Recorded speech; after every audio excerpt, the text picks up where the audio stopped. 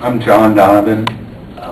I was diagnosed with rheumatoid arthritis in April of 2001.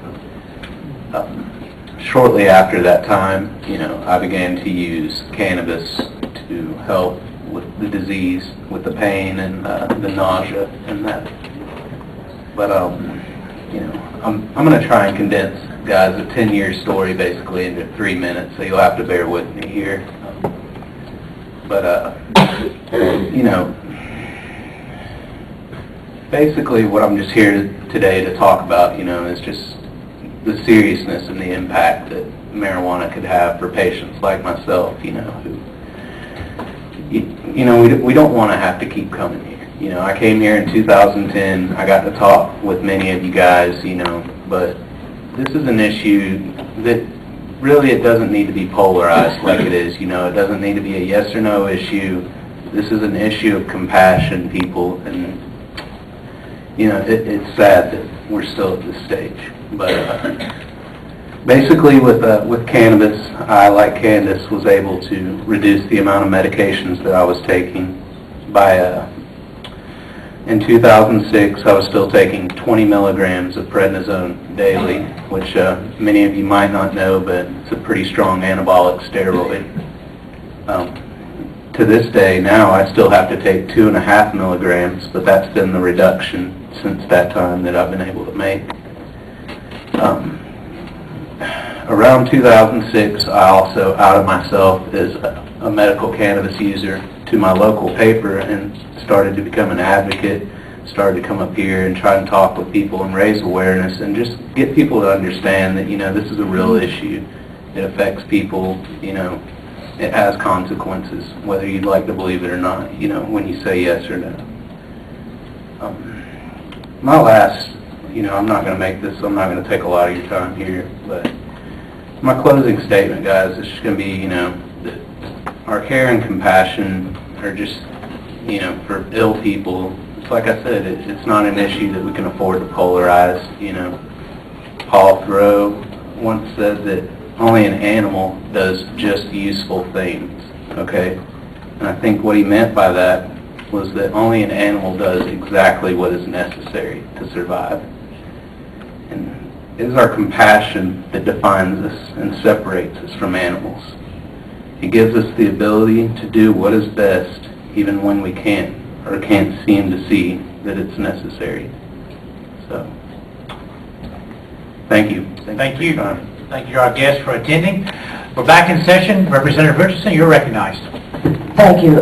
Chairman Turner would like to be recognized if I could defer to him. For what purpose, Chairman Turner? You want to be recognized? What conversation you and I had out in the hall, Mr. Chairman? 2 minutes, please. 2 minutes, and then we will move on. Yes, sir. You're recognized, sir. Thank you, Mr. Chairman. There's a lady here she represents a company that works in this industry, Kathy Jolly, with Farmwell. Anyway, she'll tell you what it is. If we could let her come up here and speak, Mr. Chairman. If you would, come back to me when she's through just for a short statement. I'll be there. Thank you. Without objection, we're back in recess. Kathy, you're welcome and you're recognized. Thank you. Okay. I actually am a native Tennessean, but I work for a company named Franwell. We're an RFID technology company. Some of our clients are Department of Defense, NASCAR, Air Canada.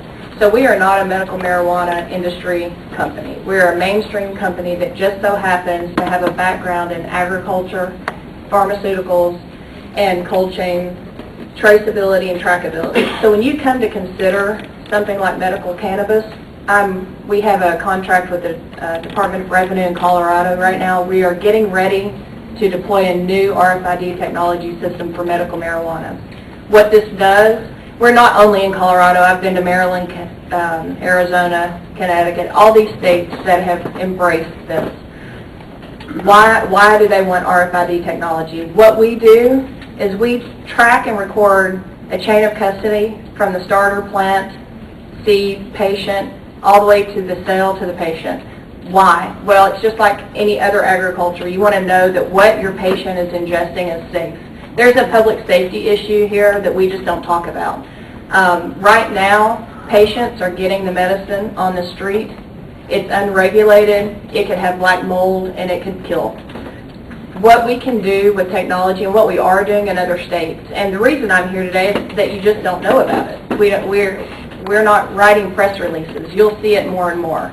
I'm going to stay around to talk. I've been in Alabama. They have a Republican representative carrying a bill this year.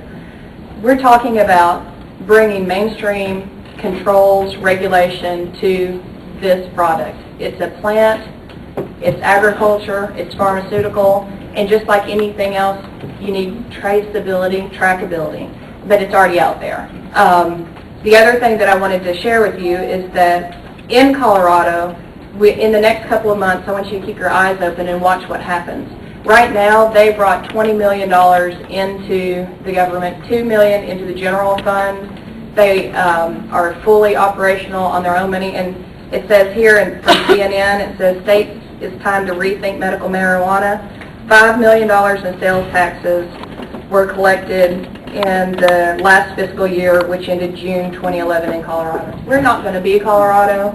The one thing in northeastern states, they don't want to be Colorado. They don't want to be Wild West. Tennessee can be Tennessee however it wants. But you just need to know that there is a public safety issue as well, and there are regulations and there are systems that we can help track it. So if this comes up again next year, I hope that I'll come back and meet with you individually and we can talk more about it. Thank you, Kathy. We're back in session. Chairman Turner, briefly. Thank you, Mr. Chairman, and I appreciate your indulgence on this. You know, as you can see, this is something that it should be partisan. There's 16 states that passed this. Some of them states have been done on a Republican initiative. So there's both sides of the aisle have real concerns about this. As you can also see, the industries, not just industries who built up out of this, mainstream corporations are getting into this industry because they see the need for it, and it would create jobs. But Chairman, we already use the pure form of marijuana in this state, Marinol. My mother-in-law, who had cancer several years ago, that was prescribed to her. The doctor said then if she could smoke it or inhale it in some other way, through vapor or something, it would have more effect on her than what she had. So we're already allowing marijuana products to be used here in Tennessee. So this is just the next step, and I know we got the image of Cheech and Chong with the bong, I think what she said the other day, but that's not what this is. This is a drug like any other drug that can help people. And Mr. Chairman, I know the status of the bill is, I know we're not going to do it this year, but I hope next year we'll get together as a group and put all the politics aside and do something good for the state of Tennessee that would help a lot of suffering people. Thank you, Mr. Chairman. Thank you, Chairman. And because it is dead in the Senate, Representative Richardson, you're recognized. Thank you, Mr. Chairman. And I echo what Representative Turner said. We are not going to have a vote on this bill today because it has been sidetracked in the Senate. But for agreement with the chairman, who has been very gracious about this hearing because he could have stopped us from there, and Chairman Hill, who was incredibly gracious about giving us all the time we needed in sub. I thank you both. So I am going to just take the bill off notice, but before I do, I want to say, we're all going to be out campaigning, and I hope I'll win so I can bring this bill back next year. But if I don't, someone will bring this bill back next year. This is your time to talk to your constituents about this and ask them what they think. And I think if you all talk to enough of your constituents, you will see that most people think this is a good idea. They either think it's a good idea or they don't care.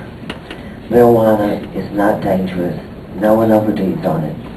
It's much less dangerous than the prescription narcotics we're giving to everyone so freely. It has been done all over Western Europe very safely and now in 16 other states. What I said before stands. We will eventually do it. You guys have to decide how many more people have to suffer before we do it. And with that, Mr. Chairman, I'm taking the bill off notice. Thank you, Representative. We're now moving on. Item, Chairman Hill, you're recognized on item number 8.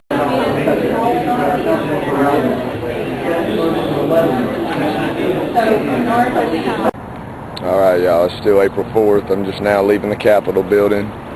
Behind me, just wanted to let y'all know that the Senate didn't turn down the bill today But the House and Health Committee, we had a very good meeting. I'll be posting that video up here on YouTube so everybody can watch it who's interested. It's not a matter of if, it's a matter of when we're going to get this bill passed, and so we can start helping people who are sick. Right now I'm disappointed, but it just gives me more reason to fight and to come back harder and stronger. We just need real testifiers and people who want the cure to the problems. Thank you. Peace and love.